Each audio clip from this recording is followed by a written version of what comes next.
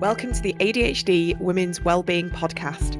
I'm Kate Moore-Youssef and I'm a wellbeing and lifestyle coach, EFT practitioner, mum to 4 kids and passionate about helping more women to understand and accept their amazing ADHD brains. After speaking to many women just like me and probably you, I know there is a need for more health and lifestyle support for women newly diagnosed with ADHD. In these conversations, you'll learn from insightful guests, hear new findings and discover powerful perspectives and lifestyle tools to enable you to live your most fulfilled, calm and purposeful life wherever you are on your ADHD journey. Here's today's episode. I'm so happy to welcome back a guest that I had on way back at the very beginning, the beginning of the incarnation of the podcast. And she is back and we have a lot to catch up on. So we have Dr. Samantha Hugh here. Now, Dr. Samantha Hugh is an AuDHDer. She's a scientist, a storyteller on a mission to humanise neurodiversity. And as a founder of ADHD Girls, she has created a platform that empowers neurodivergent women and professionals to embrace their authentic selves and thrive in work and life.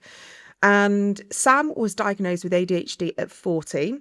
Samantha channels her personal journey into advocacy and education, building the community she once wished existed. Her work bridges lived experience and scientific insight, exploring ADHD, autism, gender and mental health to reshape understanding of neurodivergent lives. So you are very, very welcome on this podcast. Welcome back. Thank you so much, Kate. Yeah, it's been a few years. It's amazing to see how we've both changed, on this journey. Yeah, absolutely. I mean, you definitely were one of my very early guests. I think back at myself and you, and we were probably still discovering lots about ourselves, still learning, maybe not even knowing half the things that we know now. And we'll probably look back at this in a few years and think, oh, we didn't know anything then.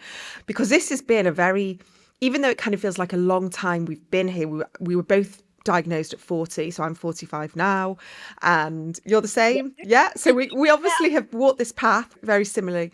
So that's nearly over 5 years of us going along with this understanding of neurodiversity in women.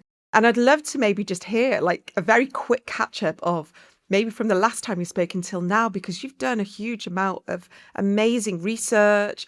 You've built things, you've built an amazing community. Tell me a little bit about what's been going on with you. I know it's a big question.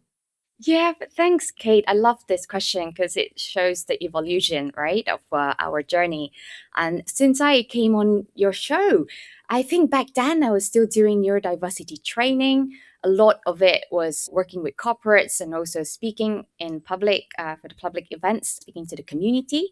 But then I also self-identified as being autistic as well as ADHD. I already had the ADHD diagnosis, but didn't think that I need to pursue a formal assessment. But since then, I have received a diagnosis, a working diagnosis for autism spectrum condition. I don't like to call it the D word.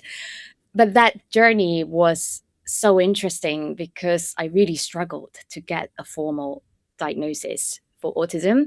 And people today, when they read part of my story, they still get quite suspicious because they're like, it should be really concerning that you had to fight for so long, which was 7 months, to get the diagnosis.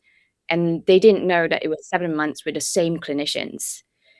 And it was 7 months of them really not fully understanding the picture of autism because they were still looking at that. Did you have developmental delay? And I didn't have a developmental witness because my mom was in Malaysia and her memory is like not that great. And she always says I'm really cheerful and sociable as a girl. So it just makes it harder anyway. So I thought, okay, I asked my ex-husband to be my developmental witness, which was a mistake. And so there wasn't really any clear idea around what happened to me when I was younger. So they put my challenges down to trauma, which was obviously happening at the time of my assessment. The assessment itself was traumatic, but also I was going through a divorce and there was co-parenting and trying to find my foot and everything. It just, what we know as transitions, right? Very And difficult, challenging times. I mean, it's that fighting, it's that advocacy, isn't it? Of we hear this story all the time of women who maybe have that easier diagnosis of the ADHD, and then things still don't quite feel like we've got all the answers, or don't feel we still feel like there's something unsettled within us. And then we have to go back all the way through the system once again to get the autism diagnosis. yes, and that was the part I think most people resist. Sometimes they're like, do I really need someone else to tell me that I'm autistic? And is that even going to be true? Because they don't always trust the doctors and the clinicians that diagnose them. And so many women I know in my community, the neurodivergent women, they've been gaslit inside appointments and by people who do not represent their experience, often someone younger of a different gender or a different social, culture class. And so they really struggle to come out. And then I did my life experience research because I really want to find out what does being ADHD means, as a woman. And because so many people were also saying they struggle to get diagnosed and they didn't want to even pursue it because they didn't want to go through the disappointment. And so one of the top things we found was that ADHD women mask really heavily, so heavily that it's become our second skin. That was quite hard to really read because it is true. And there were just so many truth bombs inside the survey that, wow. Tell me a little bit about this survey, because I know the lived experience is so valid. What else were you hearing? Because I do want to talk about the masking, but how many women have taken part in the survey, and what are those sort of like glaring things that have stood out that women need to hear? Yeah. So it was last year in 2025 when I actually finally got my autism diagnosis in January. It was so traumatic that I posted about it on LinkedIn and I started talking about how it was such a struggle because I could live by myself. I could, cook and clean and do stuff. That means I'm not autistic, but I've had to learn all these things. So then I thought, let's just find out what it's about because I've done live experience research for years anyway. So I launched this with the thought that I'm going to share the results with a community event at the end of it. And so within a month, we had over 400 women filling in the survey. And, Amazing. it just didn't feel like it was going to be possible because I really didn't expect so many replies. And I think it really shows that there is this real hunger for the truth. And because we weren't getting it anywhere. And so within a month of me publishing that survey, Gina Rippon's book came out, Lost Girls of Autism. And yeah, she wrote about what being an autistic girl and woman is like, and that we had a completely wrong standard for it, for assessment all these years. And she also said in that book that she was part of the problem that she was trying to solve, in that she didn't think that there were any gender differences for years, in our brain structure. But after doing the research herself, and she quotes AI for it, so she has done that research that allowed her to see the more rare and rarely cited papers, scientific papers that talked about brain structural differences and how that contribute to behavioral differences. And one of it is that we are wired to look for social reward, for connection. It might not be easy, but that we are wired to tune in and see what people need. And, and then you add the socialization and the conditioning, the psychological development of being a sensitive woman. Yeah. Would you say like there's a higher propensity for people pleasing, like you say, masking, perfectionism, looking for validation? So yeah, you're talking about both nature and nurture. So if we're innately born with that structure to scan what is needed and then actually draw reward from social connection and then feel intense pain when people don't accept you, then you can think from a very young age we are already predisposed to abandon ourselves. To say it very directly is such a difficult truth to have to face and to heal from. And then you get this people pleasing, the masking, the perfectionism, part of it is innate, but also a lot of that is survival strategies. We've had to adapt and camouflage and be a way that we didn't really fully know in order to fit in. And then you get to later in life, whether it's 20s, 30s, 40s, 50s, so many issues, that I've walked myself, and it's not just relational too. It's your identity piece. That's the biggest one, the identity dissolution as we become adults. But actually, so many of us are kids in adults' costumes. Yeah, yeah. Yeah, I think the identity piece is so huge because I think the common denominator that I hear from a lot of neurodivergent women, whether they, have had the two diagnoses or just the one, that they have always felt on the periphery of whatever social situation that they found themselves in. And it was almost like they've got, I think it's the metacognition, seeing that they don't fit in, not quite understanding why, not having the language to articulate, but having this inner knowing that there's a female dynamic going on that other people seem to get that I don't seem to get, but I'm going to watch the cues and I'm going to learn, I'm going to memorize, and I'm going to sort of do this almost like an acting of myself to make sure that I do fit in, because it's dangerous, from an anthropological perspective. We want to be part of a community. We want to fit in because we don't want to be on the outskirts. And then you wonder why so many women have such deep trauma, but also mental health conditions and difficulties, burnout. Were you seeing this in the survey? Were you seeing like tick, tick, tick? It was just all these different common denominators. It was really interesting. I wanted to create a survey that was largely about stories. Mm. It was the stories that I took and analyzed for common themes, because I realized that after working with so many women and being one myself, so many of us actually brain dump before we actually, regulate and then, trust and tell more of the deeper stuff about ourselves. So, but also, it's a trigger warning because of the identity piece too. There was the sexual trauma that can come with it and the relational trauma.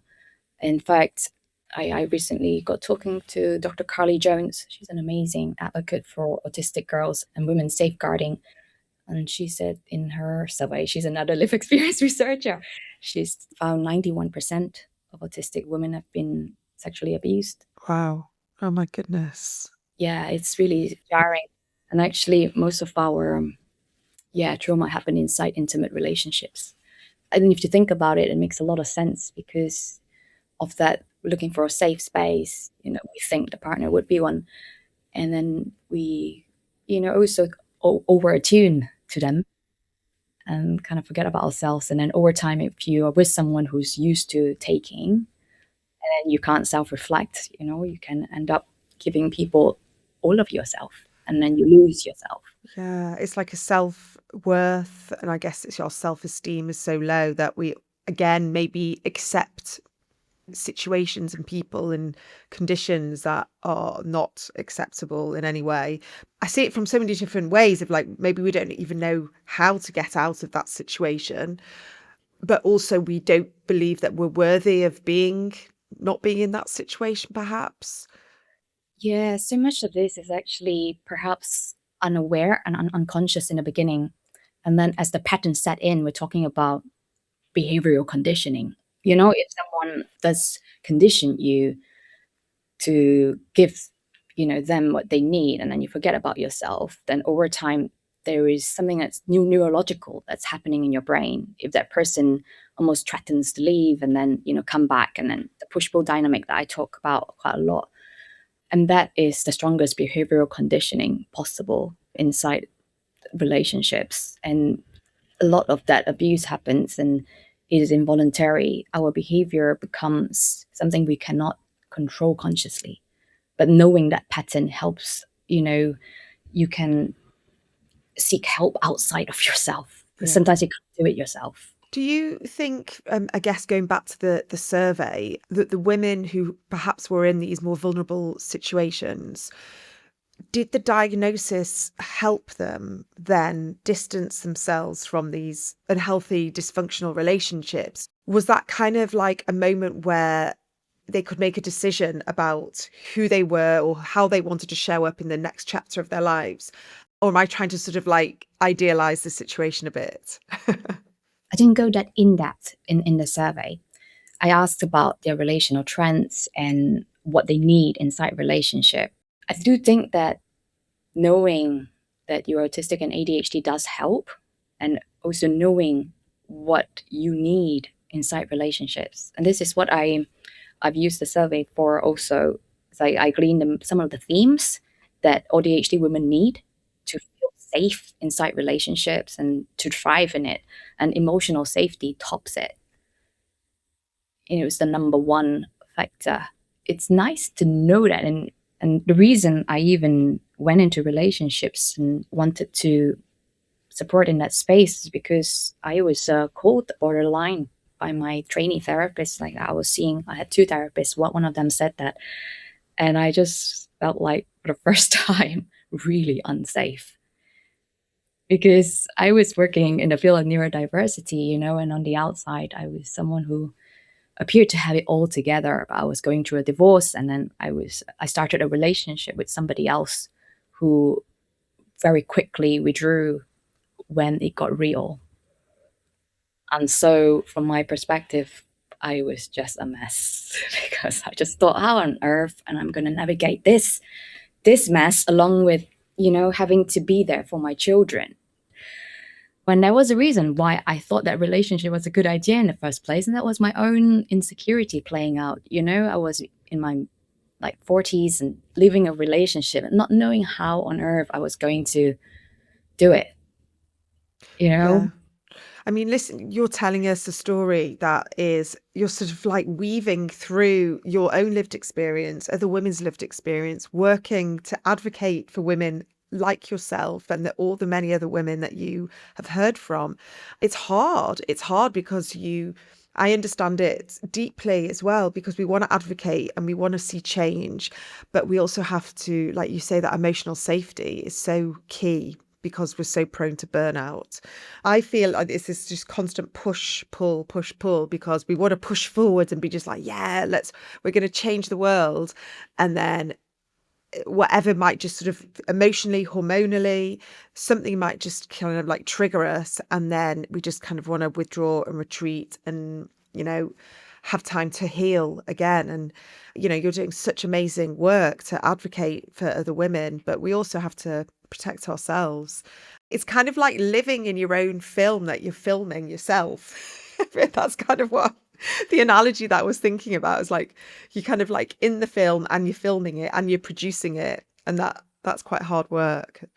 Yeah, no, I hear you totally. I'm there right now where I actually think not everything needs to be shared. But I went through a period where I think it was largely because of that remark that I thought, one of the traits of being borderline is that you have, personalities that are not integrated, right? And I thought about it, there is that public image, and there is this me who is struggling behind closed doors that no one see. And I decided to just integrate that by talking about it or writing about it for a whole year. And it was really interesting because I was suddenly this person who looked quite unhinged in public. And I was getting women who really, really, really resonated and really trusted me. But there were also those who didn't know where to place me because, I was useful. I was born useful to be someone who helps other people, hold space, being a responsible one. But I just didn't want to do that anymore because I was not being helped. You were the responsible one your whole life, then no one knows you're struggling. No one is in your corner. But then I started doing that, and it was interesting because there was good and bad from that side. The good was that, I think I was able to then be true to myself and believe myself.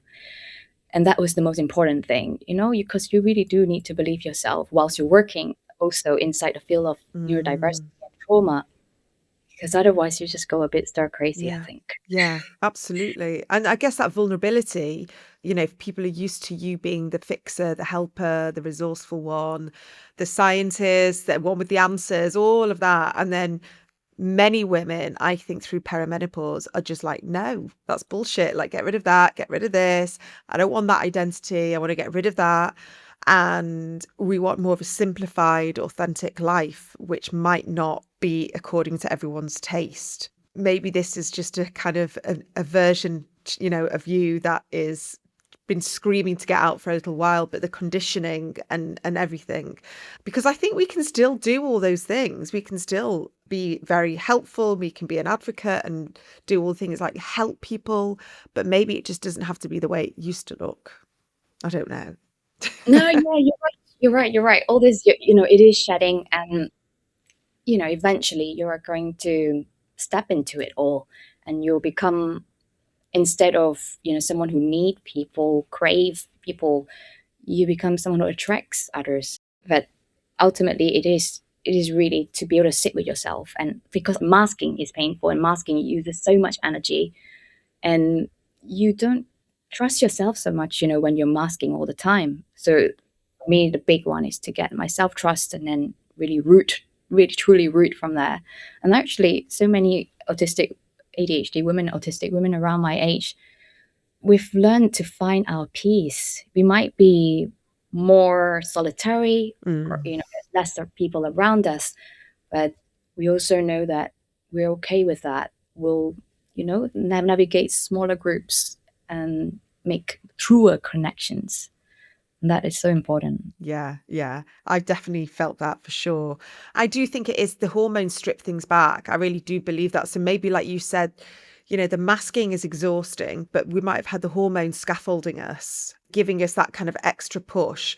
And then as our hormones, fluctuate, deplete, strip back, and we're sort of rebuilding ourselves, we let go of all the things that, I'm thinking actually the analogy I'm thinking is, where I've been like, I'm such a NASA space geek that, when they were, when they did the moon, circumnavigation, and they came down and loads of things had to fly off because they had to get through the atmosphere. And so I kind of feel like we have to just like strip things back, let go of things, because that is what is going to keep us grounded. And maybe we need to let go of the social stuff that we used to do, and the friendships, maybe the relationships, maybe the careers, maybe the identities that we had to show up, and like we just have a little bit more of a streamlined, refined way of being that, like you say, contributes to our inner peace. You're completely right. We have these different seasons of our lives. I bought this. Actually, I just had it in my eye line when I was talking to you. It's called the Perimenopause Oh, Journal, great. and they have this amazing graphic inside it. Like inside every month, there are 4 different seasons, right? Spring, summer, autumn, and winter. But then also in this book, I found it so interesting that they categorize different seasons of life, through the seasons as well. And I think the 20s and 30s were like equivalent to ovulation, like your springtime, Spring, summer. yeah, Yeah. exactly. And I think perimenopause is autumn. Yes, it is. Yeah. It's a season of truth and authenticity, and also supporting others. Mm. Not supporting in a way like a martyr way, but you are gaining the wisdom to pass back on. Do you know what? Like, I've got my HRT in place now, so I'm quite looking forward to turning 50. I'm always like looking forward to the next stage, because the brain and hormone remodeling that we're going through right now is supposedly going to help us care less about what people think about us, and Yeah. That's become. apparently what happens. That, yeah, we just don't give a shit anymore about what people think, whereas we would always have cared. Women definitely have been conditioned to be people pleasers, whether we're neurodivergent or not. Most women do want to be approved of, and most women, put that higher. I guess it's a safety thing. Again, it comes back to safety. What's Just remind me what the name of the author is of this book, because I think people might want to be in. Kate Codrington, so Okay. Codrington. It's a beautiful cover. Look at the cover of that. And I love using this concept because it is spiritual. It's spiritual development of being a woman. And actually, I'll be talking about self differentiation as a neurodivergent woman, a sensitive woman, growing up. And it's equivalent to adulting, except that we never really got a manual for adulting. So it's about, yeah, eventually being differentiated in how you can retain a level of autonomy and self trust whilst connecting with others. That is really, really pertinent, isn't it? So I'm just interrupting today's podcast because I want to tell you a little bit about Elite Water and the hydration solution that I've been using for the past month or so. And it's not just me that's been using it, it's become a whole family thing as well. I've been giving it to my kids during exam season. I've given it to them when they've gone on holiday. A couple of them are going away soon, and I'm thinking they need this because they won't remember to drink enough water. And as we are moving into warmer summer climates, and the children have been navigating school and revision and the exam season, I really have been encouraging the whole family to pay more attention to hydration. And with ADHD, we need this more than ever. I have mentioned the importance of hydration in my book because it is something that I notice that dysregulates us, that gives us more anxiety. It often lessens our energy and it can impact our sleep as well.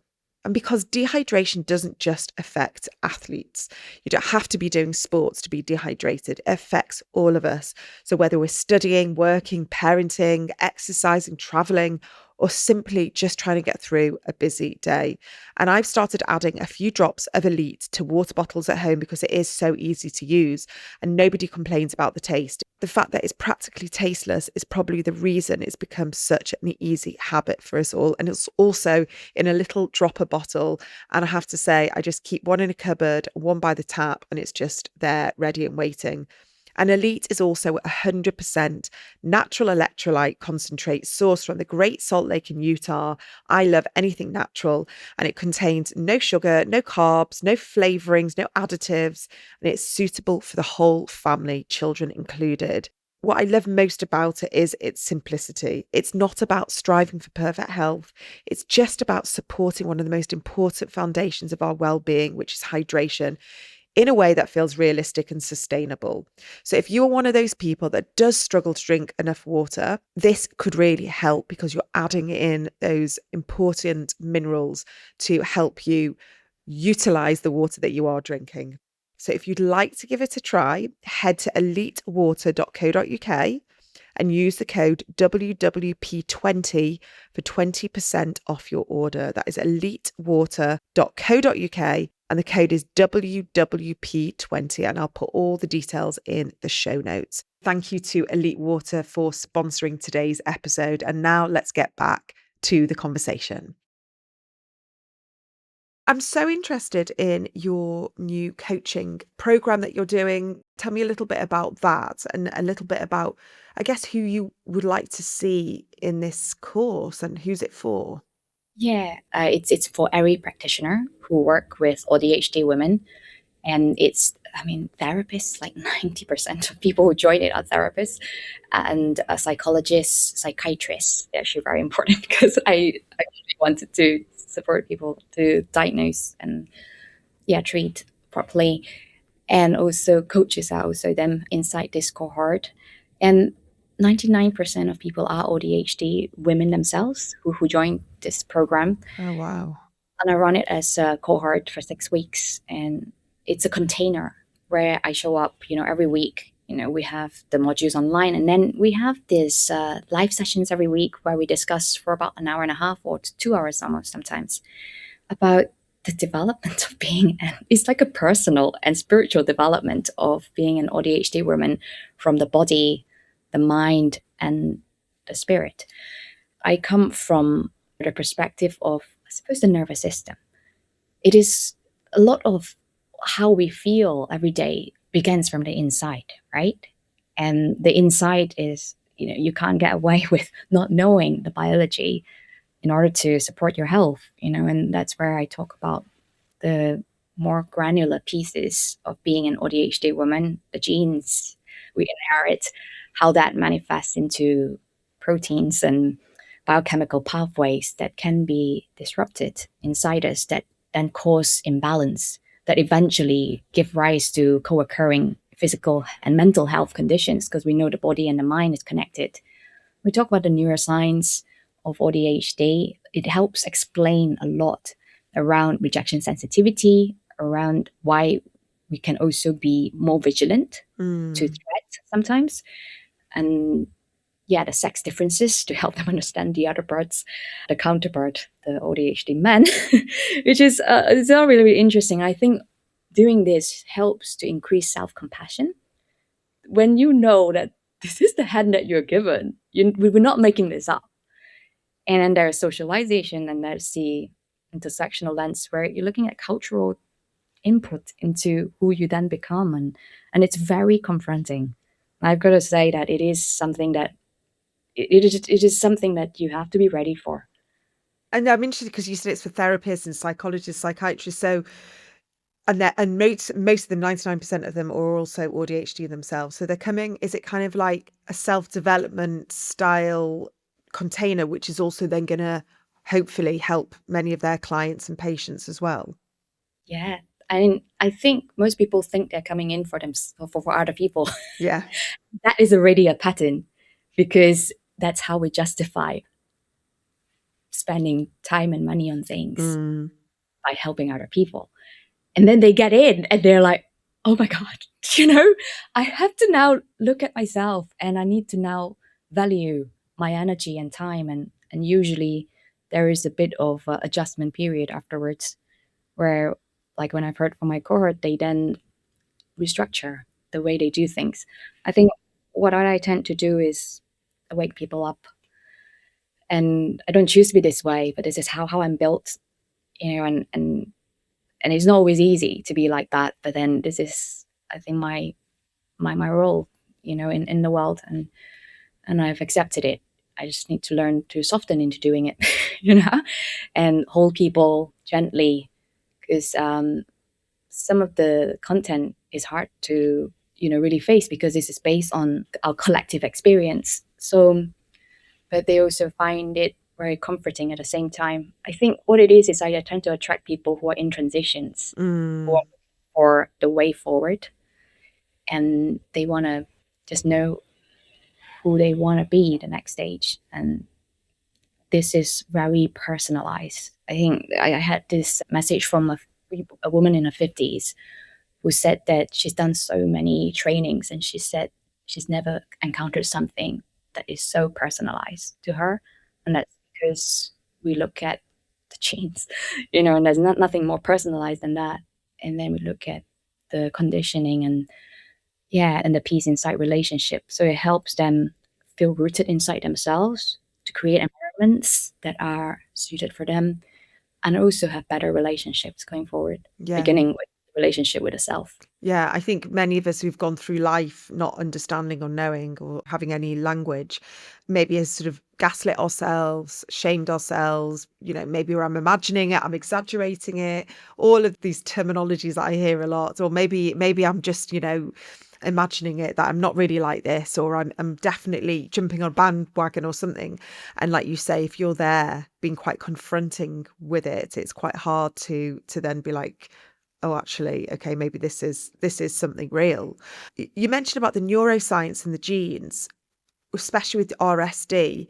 What is that from a neuroscience perspective that you have found? Because that is very validating for people to understand that. Yeah, so the salience network, there are a few different brain networks, that they found to light up and is altered in autistic ADHDers. One of the ones are the salience network, which scans the environment for stimuli and look for input, whether it's good ones or bad ones. And the connection with that, like you can be so attuned and understand what's going on, but then the connection with your salience network, with the part of the brain that decides what to do with that information, is not as connected. And so then you're getting all this input without a real answer what to do with this information, because the connection is blurred, and then it can make you doubt yourself. So sometimes people, even if they know in the heart of heart the truth, there's so much noise that you can't properly hear it. And I've personally seen with the right level of input, and you can do that through hormonal replacement therapy, or neurotransmitters that are supplied by medication, in which we also need to start low and go slow due to our inherent way of being, of potentially accumulating levels of neurotransmitters that can be too high for us. And that's part of the problem in prescribing, where if women or ADHD women who can't metabolize neurotransmitters as quickly as those that they believe for ADHDers, then it can accumulate to a point that causes all sorts of issues like panic attacks, or more seriously, serotonin syndrome.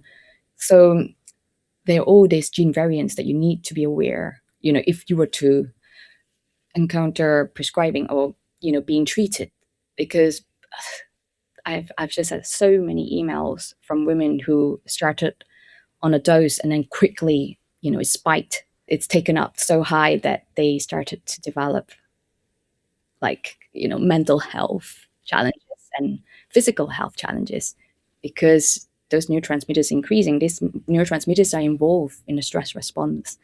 And anything that increases stress in your body at a time when you're already not as resilient to stress is going to be a problem for your physical health. Yeah.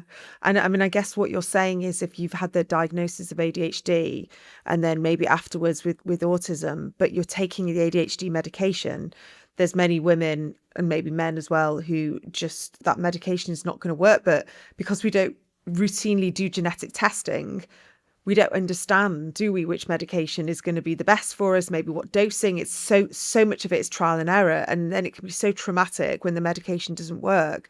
It's just like we just knock it on the head. I mean, that's my experience and some of my kids' experience as well, because it's never been factored in that autism and ADHD can travel together quite commonly. Yes, until 2013. And yeah, you're right. I mean, most people only do this test once they have side effects, and for years, because they're like, what's going on? Because most of psychiatry is prescribing very blindly.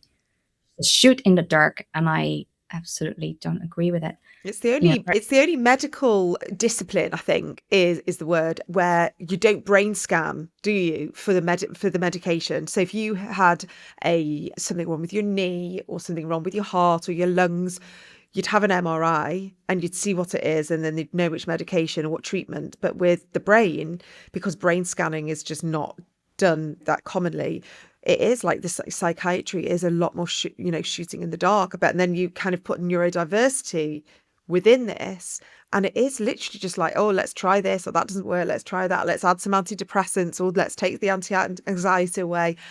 And that is a trauma in itself for so many patients. Yes, and I talk a lot about iatrogenic harm, where people take psychiatric medications and then their body starts to struggle and something else changes, because this medication weren't made for women who are menstruating, who has hormonal shifts, because the neurotransmitters, they affect also the hormones in some pathways. The antipsychotic medication that they give, like commonly, it affects the level of prolactin. Not all, there are some that are more friendly, but what they generally do is they're supposed to stabilize, but they drop the neurotransmitter level so low that people then get depressed. and then what do? They get another medication up to stabilize it. And so they are propped up by these medications that are stabilizing people's mental health, when this mental health ebb and flow throughout your life and situations and relationships. Especially with hormones as well. Yes. So what is the justification for treating this way? Unfortunately, without alternatives, people are reliant on it. I mean, I'm fascinated by the intersection of psychiatry and hormones with, for women, and mental health conditions that women are finding themselves in, especially in, the different cycles of their life, and also obviously in perimenopause. And this sort of psychiatric first approach, why are we not testing and checking for hormonal fluctuations and using that and again, I'm not medical in any way, but it's like putting a sticking plaster when we need to be looking at the root cause.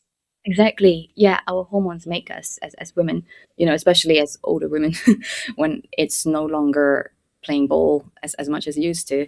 Yeah, you're right. And the connection that you talked about, psychiatry, hormones, and trauma and mental health services are the areas that are so just disjointed that the women in our survey have said we have to be their own case file manager. Hmm.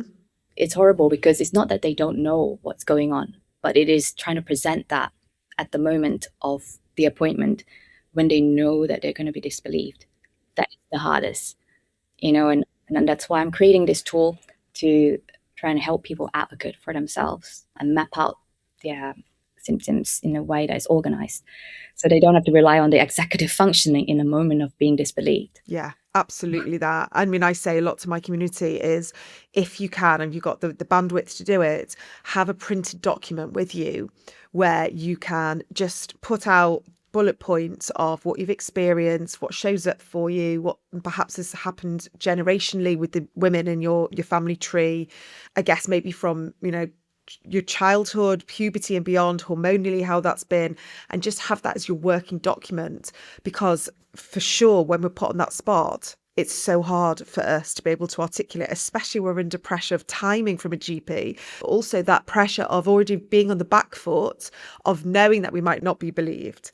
And kind of going in there thinking, oh God, I'm going to be told, stop jumping on a bandwagon, or you're too young for perimenopause, or not another one asking for an ADHD, assessment, or not everyone's autistic because of this. Women are getting that pushback all the time, and especially with regards to perimenopausal symptoms, who are going in at 45, they could be in the full throes of perimenopause and still being told they're too young for HRT.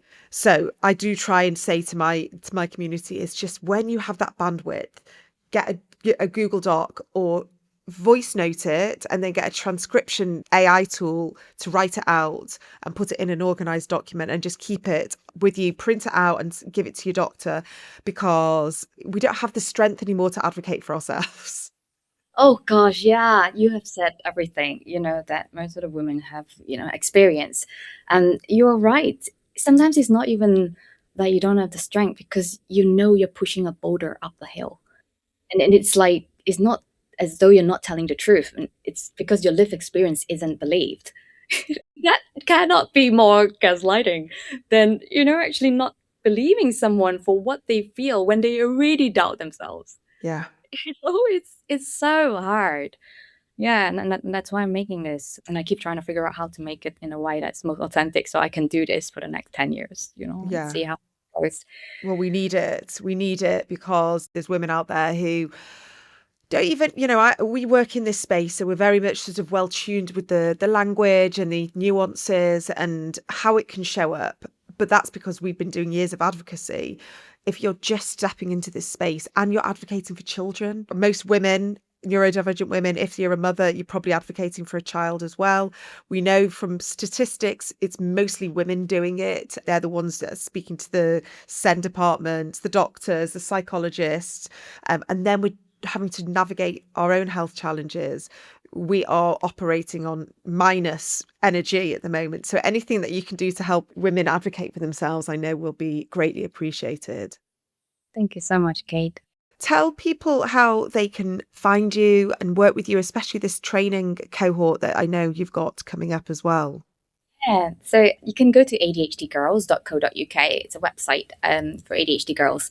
And in there are some of the newest things that I'm working on. The tool is one of them. I've got a survey up, as usual. And then I've got the program that's coming in June, the next cohort, and hopefully we'll have something for the cohort to test as well, like by then. And yeah, I will be speaking at a few events. One of it is Trauma and Mental Health Conference called the Masters Event this September. And I just received an email 2 days ago. This woman from Miami, she said she's traveling from there to come to see me because of the title and the description of my talk. Which And it's called is, Where Science Meets the Underworld. mm, And it's about the neurodivergent women or sensitive women's self-differentiation, in reclaiming yourself. Right? And it's from the perspective of the body, the mind, and the spirit, because that is the theme of that conference in Oxford. And I think that's really, really apt, because our nervous system is the one that, navigates the world, and we need to be embodied. And so much of what happens to us is our environment, and then also relationally. So I talk about self-differentiation in this talk because of my own journey of having to come back from darkness and face myself and gain the trust to navigate going forward. It is a lot about, becoming an adult at the age of 45. Yeah. Yeah. Well, thank you for sharing that. And perhaps we can put it in the show notes as well if anybody is interested in attending. But in the meantime, Dr. Samantha Hugh, thank you so much for coming back. And what we'll do, we'll put a link to our last conversation, which was probably about 4 years ago. And if people want to hear more from you, that was the incarnation of you then and the incarnation of you now. And it's just nice to be able to just have a listen. It's kind of like going back in time and seeing, all that we've covered in today's conversation. But thank you so much for being here, for being so honest and brave and sharing, and really appreciate everything that you contribute to this community. Thank you, Kate. It's so lovely talking to you today. You're such a lovely, kind of comforting presence. And very present, which is so rare, I would say. Well, thank you. I do love doing this, I have to say. It's kept me engaged for about 4 or 5 years, so I am definitely doing what I love. But thank you so much, and I hope to see you very soon. Thank you. If you've been affected by difficult topics mentioned in today's episode, please do go to the show notes for links to helpful resources and support. Thank you for being here and listening to today's episode. I just want to remind you that if you are looking for more support on your ADHD journey, there are so many resources waiting for you over at ADHDwomenswellbeing.co.uk. So inside the ADHD Women's Wellbeing Workshop Library, you'll find practical and compassionate guidance on topics such as nervous system regulation, rejection-sensitive dysphoria, perfectionism, emotional regulation, hormones, parenting, and so much more, all designed specifically for late diagnosed neurodivergent women. You can also explore my new book, the ADHD Women's Wellbeing Toolkit, which was published by DK, which is also available in ebook and audiobook, which is packed full of tools to help you feel calmer, more regulated, and more like yourself. And if you do crave a bit more deeper connection and ongoing support, come and join us inside the More Yourself community. It's a gentle space for learning, reflection, and connection with other neurodivergent women. And you'll also find the recordings from our first ever ADHD Women's Wellbeing live event, which brought together incredible speakers and a room full of inspiring women for a truly special day. We have recorded it all for you, and it's there to buy. So whether you're just starting your journey or looking to go deeper, there's something there for every stage. Just head to ADHDwomenswellbeing.co.uk to explore everything. And as always, thank you so much for being here and for being part of this community.